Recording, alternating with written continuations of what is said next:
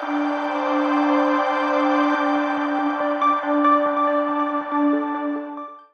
दोस्तों, नमस्कार। Dream campus में आपका स्वागत है।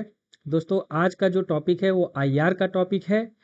इस टॉपिक में देखेंगे हम कि कैसे भारत का जो सॉफ्ट पावर का प्रभाव है वो बढ़ रहा है, अमेरिका का सॉफ्ट पावर का प्रभाव कैसे घट रहा है, साथ में अमेरिका और भारत के सॉफ्ट पावर के मेन कंपोनेंट्स क्या हैं उसको हम देखेंगे। भारत कैसे नया हब बन रहा है, कैसे केंद्र बन रहा है उसके बारे में देखेंगे। सॉफ्ट पावर किसे कहते हैं उसके बारे में देखेंगे। भारत के सामने सॉफ्ट पावर को मजबूत करने के लिए कौन कौन से कारक जिम्मेदार हैं उस पे बात करेंगे, प्लस जो भारत के सामने चैलेंजेज हैं उस पे बात करेंगे और उसके निवारण के बारे में बात करेंगे। तो सबसे पहले जैसा कि हम देखते हैं, पहले हम प्रश्न देख लेते हैं। पहला प्रश्न ये है, soft power is an invisible yet potent tool of nations foreign policy. Analyse this statement in the context of US and India. Soft power किसी राष्ट्र की विदेश नीति का एक अदृश्य लेकिन शक्तिशाली उपकरण है। अमेरिका और भारत के संदर्भ में इस कथन का विश्लेषण कीजिए। दूसरा प्रश्न है, भारत की विश्व बंधु छवि को वैश्विक स्तर पर और अधिक प्रभावी बनाने के लिए किन किन संस्थागत सुधारों की आवश्यकता है। What institutional reforms are needed to make India's विश्व बंधु इमेज मोर इफेक्टिव। ठीक है, तो चलिए शुरू करते हैं। तो सबसे पहले तो आप ये देखिए कि आज की जो वर्तमान स्थिति है, आज की स्थिति में हार्ड पावर से ज़्यादा सॉफ्ट पावर प्रभावी हो रहा है। ठीक है, आपको आपको इन द सेंस कि किसी भी देश को यदि वैश्विक स्तर पर अपना प्रभाव बढ़ाना है तो हार्ड पावर से ज़्यादा सॉफ्ट पावर की जिम्मेदारी होती है या सॉफ्ट पावर ज़्यादा प्रभावी होता है।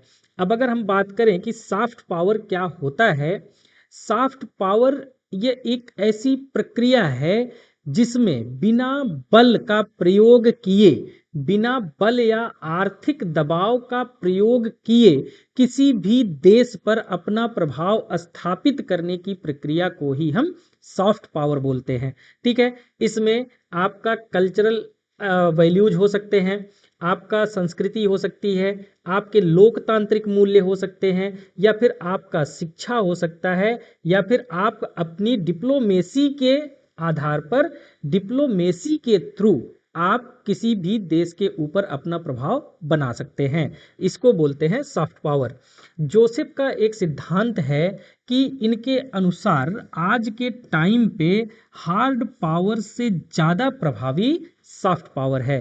तो यदि हम यह कहें कि सॉफ्ट पावर क्या है, तो सॉफ्ट पावर एक ऐसी प्रक्रिया है, एक ऐसी अवधारणा है जिसमें बिना बल या आर्थिक दबाव के, बिना आर्थिक दबाव बनाए किसी देश पर अपना प्रभाव स्थापित करना ही सॉफ्ट पावर कहा जाता है। इसमें क्या क्या इंक्लूड हो सकता है, आपका कल्चर, आपका वैल्यू, आपका डेमोक्रेटिक वैल्यू, आपकी डिप्लोमेसी, ये सब सारी चीज़ें उसमें इंक्लूड होती हैं। ठीक है, अगर हम बात करें कि आज के टाइम पे ट्रंप के प्रशासन में अमेरिका का जो सॉफ्ट पावर है उसमें गिरावट क्यों आई है, तो उसके ये 5 प्रमुख कारण हैं। पहला कारण ये है, अमेरिका फर्स्ट की राजनीति। हर बार हर चीज में अमेरिका सबसे पहले अपना इंटरेस्ट देख रहा है। इस वजह से इसका जो प्रभाव अन्य देशों पर पड़ना चाहिए वह प्रभाव नहीं पड़ रहा है। कैसे? एक तरफा नीतियां बना रहे हैं, अंतरराष्ट्रीय संस्थानों से इन्होंने दूरी बना ली है, और वैश्विक लेवल पर जो ये सहयोग करते थे वो सहयोग भी अब ये कम कर दिए हैं। बहुपक्षीय समझौतों से ये पीछे हट रहे हैं, जिससे विश्वसनीयता इनकी जो है कम हो रही है। ठीक, तो पहला जो कारण है अमेरिका के सॉफ्ट पावर का कमजोर होने का, वो ये है इनका अमेरिका फर्स्ट पॉलिसी। दूसरा ये है यूएस एड में कटौती। अक्सर ट्रेडिशनली जो है अमेरिका किसी भी देश में यदि कोई मानवीय सहायता चाहिए होती थी, कोई राहत कार्यक्रम होता था तो वहां पे यूएसए बढ़ चढ़ के हिस्सा लेता था। लेकिन ट्रंप प्रशासन में इस पे क्या कर दिया गया, इसमें कटौती कर दी गई, जिसकी वजह से इनका सॉफ्ट पावर कमजोर हो रहा है। दूसरा, आप जानते ही हैं कि लगातार अमेरिका वीजा प्रतिबंध लगा रहा है, जिसकी वजह से अन्य देश के लोग उनके देश में जाकर के काम नहीं कर पा रहे हैं, रह नहीं पा रहे हैं। तो इसकी वजह से भी अमेरिका का जो सॉफ्ट पावर है वो कमजोर हो रहा है। साथ में एक नकारात्मक धारणा बन रही है। ठीक है, एक 2025 का एक इंडेक्स आया है जिसमें यह बताया गया है कि विश्व भर में अमेरिका के प्रति नकारात्मक दृष्टिकोण बढ़ रहा है। ठीक है, यह नैतिक नेतृत्व की विश्वसनीयता में गिरावट का एक संकेत है। उसके साथ नेतृत्व का संकट है, मतलब ये कि वैश्विक स्तर पर जब भी कोई समस्या होती थी, दो देशों के बीच में झगड़े लड़ाई होते थे, या फिर कोई विश्व लेवल पर कोई ऐसी समस्या आ गई जो कोई एक देश अकेले उसका समाधान नहीं कर सकता था, ऐसे कंडीशन में अमेरिका हमेशा आगे आकर के नेतृत्व किया है और नेतृत्व करके उसका समाधान निकाला है। लेकिन ट्रंप के प्रशासन में इन चीज़ों में गिरावट आई है। वह नेतृत्व करने के बजाय अपने ऊपर ज़्यादा फोकस किए हैं। ठीक है, अगर हम बात करें कि अमेरिका के सॉफ्ट पावर के प्रमुख घटक क्या हैं, मतलब कि किसी भी कंट्री के जो सॉफ्ट पावर के कंपोनेंट्स होते हैं वो लगभग सभी देश के समान ही होते हैं, थोड़ा बहुत इधर उधर होता है। ठीक है, तो अमेरिका के जो कंपोनेंट्स हैं, सबसे पहले तो ये संस्कृति और मनोरंजन है। आप देखिए हॉलीवुड कितना फेमस है, संगीत उद्योग इनका बहुत फेमस है। ठीक है, और अमेरिकी लाइफ स्टाइल का पूरे विश्व में लोग फॉलो करते हैं उसका वैश्विक प्रसार होता है। पाप संस्कृति का भी बहुत सारा प्रचार प्रसार होता है पूरे विश्व भर में। दूसरा ये है कि भाई सीधी सी बात है कि अमेरिका जो है एक डेमोक्रेटिक कंट्री है, और वहाँ का जो डेमोक्रेटिक वैल्यूज है वो भी बहुत ही अच्छे रैंक पे है। तो वहाँ पे मानवाधिकार की सुरक्षा, मतलब मानव के अधिकारों की सुरक्षा, स्वतंत्रता और लोकतंत्र का प्रचार विश्व भर में विख्यात है। ठीक है, उसके साथ साथ वहाँ की न्याय व्यवस्था और संवैधानिक ढांचा अन्य देशों के लिए मॉडल के रूप में काम करते हैं, जिससे वो अपना प्रभाव बनाते हैं। उसके साथ साथ आप जानते हैं शिक्षा और अनुसंधान क्षेत्र में अमेरिका का कोई जोड़ नहीं है। जैसे वहाँ पे Harvard university, MIT university, Stanford university, उसके साथ साथ नोबेल पुरस्कार विजेताओं और वैज्ञानिकों में भी हमेशा अग्रणी रहा है America.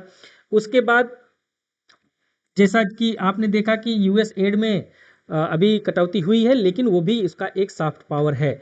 US add and voice for America जैसे संगठनों के माध्यम से विकास कार्यक्रम चलाए जाते हैं पर अन्य देशों में। उसके साथ साथ आपदा के समय और मानवीय सहायता में अमेरिका हमेशा आगे रह करके, आगे आकर के काम किया है, अग्रणी भूमिका निभाया है। तो यदि हम एक लाइन में देखें कि अमेरिका के सॉफ्ट पावर के प्रमुख घटक क्या क्या हैं, तो सबसे पहले कल्चर एंड इंटरटेनमेंट, उसके बाद वहाँ की डेमोक्रेटिक वैल्यूज, वहाँ का एजुकेशन और रिसर्च, और साथ में फॉरेन एड। इसी तरह से अगर हम भारत के सॉफ्ट पावर की बात करें कि क्यों भारत आज सॉफ्ट पावर के लिहाज से एक नया केंद्र बन के उभर रहा है, तो सबसे पहला इसका जो कारण है वो है वैश्विक रैंकिंग। 2025 के ग्लोबल सॉफ्ट पावर इंडेक्स में भारत का 30वां स्थान मिला है, जो कि लगातार सुधार दिखा रहा है। दूसरा, हमारा कल्चरल जो पावर है, कल्चर में कौन कौन से ऐसे कल्चर हैं, एक तो है योगा। आप 21 जून को देखते हैं कि अंतर्राष्ट्रीय योगा दिवस मनाया जाता है। यह एक सॉफ्ट पावर के रूप से अगर देखा जाए तो भारत की बहुत बड़ी जीत है। उसके साथ साथ आयुर्वेदा, बॉलीवुड, भारतीय व्यंजन और अन्य चीज़ें जो हैं हमारे कल्चर से जुड़ी हुई, डांस हो गया, म्यूजिक हो गया, इनका भी दायरा अब पूरे विश्व में बढ़ रहा है। उसके साथ साथ हमारे जो लोकतांत्रिक मूल्य हैं, डेमोक्रेटिक वैल्यूज हैं, ठीक है, जैसे भारत विश्व का सबसे बड़ा लोकतंत्र है, विविधता में एकता हमारी एक आइडेंटिटी है, हमारा पहचान है। हमारी जो जनसंख्या है वो यंग जनसंख्या है, युवा जनसंख्या है, और भारत में इस समय एक डिजिटल क्रांति चली है, और डिजिटल क्रांति के क्षेत्र में भारत विश्व का नेतृत्व भी कर रहा है, विश्व के सामने एक मॉडल प्रस्तुत कर रहा है।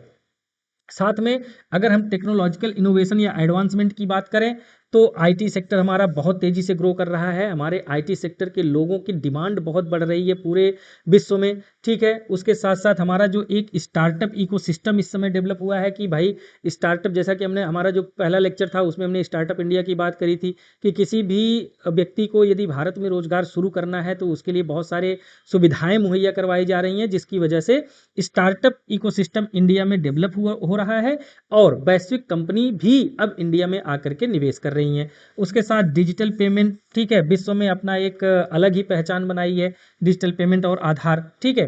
तो ये हमारा जो है इस समय भारत इन सब की वजह से आज सॉफ्ट पावर का एक सेंटर बना हुआ है, ठीक है। अगर हम बात करें कि इंडिया के कौन कौन से कंपोनेंट हैं सॉफ्ट पावर के, जैसा कि हमने कहा कि हमारा एक कल्चरल हेरिटेज है, हमारी संस्कृति 5000 वर्ष पुरानी है, ठीक है। उसके साथ में योग, ठीक है, योग ध्यान की परंपरा, शास्त्रीय संगीत, नृत्य हो गए, त्योहार हो गए। अब इन त्योहारों, नृत्य और ये सब मतलब जो हमारा कल्चरल हेरिटेज है, अब इनका विश्वव्यापी प्रभाव देखने को मिल रहा है। उसके साथ साथ भारतीय डायस्पोरा, डायस्पोरा का मतलब ये हुआ कि भारत के लोग पूरे विश्व में जा कर के रहते हैं और केवल रहते ही नहीं हैं बल्कि बहुत से ऐसे कारपोरेट सेक्टर में, आईटी सेक्टर में या फिर पॉलिटिकल सेक्टर में वहाँ पे उस देश के लिए लीडरशिप भी कर रहे हैं। आप एग्जाम्पल देख सकते हैं, सुंदर पिचाई, सत्या नडेला, यहाँ तक कि राजनीतिक प्रभाव भी बढ़ रहा है, ठीक है। उसके बाद साउथ साउथ कोऑपरेशन हमारा एक कंपोनेंट है, मतलब जितने भी विश्व में विकासशील देश हैं उनके साथ हमारा अच्छा सहयोग है, उनके दुख सुख में हम हमेशा साथ खड़े हैं, ठीक है। चाहे वो मानवीय सहायता हो, चाहे वो पेंडेमिक के टाइम पे सहायता हो, हमेशा भारत एक दूसरे के लिए, एक दूसरे देशों के लिए खड़ा रहा है।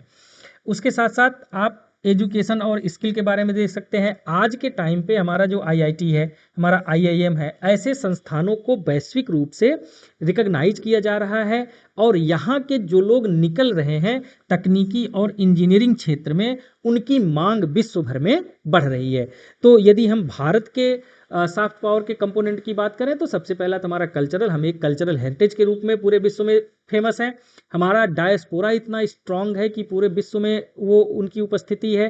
साथ में हम साउथ साउथ कोऑपरेशन में अपना एक अग्रणी भूमिका निभा रहे हैं और उसके साथ साथ शिक्षा और इनोवेशन के क्षेत्र में आज जो भी हमारे यहाँ डेवलपमेंट हो रहा है उसकी डिमांड पूरे विश्व भर में है। अगर हम ये बात करें कि चैलेंजेस क्या क्या हैं, तो सबसे पहला तो सीमित मीडिया प्रभाव है। देखिए सीधी सी बात है कि जब तक हम अपनी कहानी पूरे विश्व को नहीं सुनाएंगे तब तक हम अपनी चीज़ों को नहीं बता पाएंगे और अपना प्रभाव नहीं बना पाएंगे। जिस तरह से CNN और BBC का प्रेजेंस है पूरे वर्ल्ड वाइड, उस तरह से हमारा भारतीय मीडिया वैश्विक स्तर पर इतना प्रभावशाली अभी नहीं है। तो एक तो हमारा मीडिया चैलेंज है। दूसरा हमारा क्षेत्रीय तनाव है। अब हमारा पाकिस्तान के साथ तनाव, हमारा चाइना के साथ तनाव, अभी हाल फिलहाल में बांग्लादेश के साथ भी हमारे रिश्ते नहीं सही चल रहे हैं। तो ऐसे में होता क्या है कि ना तो हम रीजनल लेवल पर इतना स्ट्रांग हो पाते हैं और ना ही जो रीजनल ग्रुपिंग्स हैं उनमें हम अपना अच्छा माहौल बना सकते हैं। और जैसे सार्क हो गया या बिम्स्टेक हो गया, ऐसे संस्थानों में इनकी जो प्रभावशीलता है वो भी कम होती है, ठीक है। दूसरा ये है कि हमारे यहाँ सामाजिक असमानताएं बहुत हैं, गरीबी है, जाति व्यवस्था, लैंगिक असमानता जैसे मुद्दे हैं। मानवाधिकार संगठनों द्वारा हमेशा भारत के ऊपर क्वेश्चन मार्क लगाया जाता है। आर्थिक विकास और सामाजिक न्याय हमारे यहाँ उतना इंडेक्स अच्छा नहीं है जितना होना चाहिए। तो हमारा सामाजिक क्षेत्र में भी हम पीछे हैं, हमारा चैलेंज है, ठीक है। उसके साथ साथ संसाधन की कमी है हमारे पास। सॉफ्ट पावर में देखिए, सॉफ्ट पावर को अगर स्ट्रांग करना है तो सॉफ्ट पावर के जितने कंपोनेंट्स हैं उनमें इन्वेस्ट करना पड़ेगा, वैश्विक लेवल पर उनका प्रेजेंस दिखाना पड़ेगा। तो उसके लिए हमको चाहिए पैसा। तो सॉफ्ट पावर में निवेश के लिए हमारे पास पर्याप्त बजट नहीं है। सांस्कृतिक संस्थानों और अंतर्राष्ट्रीय कार्यक्रमों के लिए जो वित्तीय चीज़ें होनी चाहिए, मतलब जितना पैसा हमको खर्च करना चाहिए उतना खर्च हम नहीं कर पा रहे हैं। वैश्विक मंचों पर भारत की आवाज़ को मजबूत करने की ज़रूरत है जिसमें पैसा खर्च होता है, ठीक है। तो हमारे पास बजट की भी कमी है, संसाधन की भी कमी है, क्षेत्रीय तनाव भी है, साथ में हमारा जो मीडिया है वो उतना प्रभावशाली नहीं है, और हमारा जो सामाजिक ताना बाना है उसमें भी बहुत सारी असमानताएं हैं जो कि भारत के सामने सॉफ्ट पावर के लिए एक चैलेंज के रूप में काम कर रही हैं। यदि हम भारत और अमेरिका के सॉफ्ट पावर की तुलना करें तो अमेरिका परंपरागत नेता है, वैश्विक नेता है, लेकिन इसकी विश्वसनीयता क्या हो रही है, घट रही है। वहीं पे इंडिया एक उभरती हुई वैश्विक शक्ति है और यहाँ की चीजों की मान्यताएं अब धीरे धीरे पूरे विश्व भर में बढ़ रही हैं। दूसरा, इंस्टीट्यूशनल वीकनेसेस हैं और पॉलिटिकल पोलराइजेशन है, मतलब संस्थागत कमजोरियां हैं और राजनीतिक ध्रुवीकरण अमेरिका में ज़्यादा है। वहीं दूसरी तरफ इंडिया की जो जनसंख्या है वो युवा जनसंख्या है और इस समय इंडिया डिजिटल क्रांति की तरफ तेजी से बढ़ रहा है। उसके बाद अमेरिका की अगर बात करें तो यहाँ का मीडिया मजबूत है और मनोरंजन का उद्योग यहाँ पे बहुत स्ट्रांग है। वहीं पे अगर हम इंडिया की बात करें तो हमारी जो सांस्कृतिक विविधता है और आध्यात्मिक आकर्षण है ये बहुत ही मजबूत है और वैश्विक लेवल पर अपनी प्रेजेंस को रख रहा है।